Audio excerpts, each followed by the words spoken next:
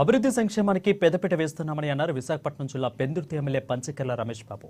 Pendurthi 97వ ward corporator సేనాపతి వసంత శంకరరావుల ఆధ్వర్యంలో ₹1,67,00,000 నిర్మించిన అభివృద్ధి పనులకు శంకుస్థాపన చేశారు.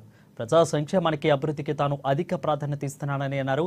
ఒక పక్క ప్రభుత్వం దగ్గర నిధులు లేకపోయినా CM Chandrababu, deputy CM Pawan Kalyan సహకారంతో నియోజకవర్గాన్ని అభివృద్ధి చేశామని అన్నారు రమేష్ బాబు. ఈరోజు 97 వార్డులో ₹1,67,00,000 అభివృద్ధి పనులకు భూమి పూజ కార్యక్రమం చేసుకుంటా ఉన్నాం. అభివృద్ధి సంక్షేమం అనేది నిరంతర ప్రక్రియ.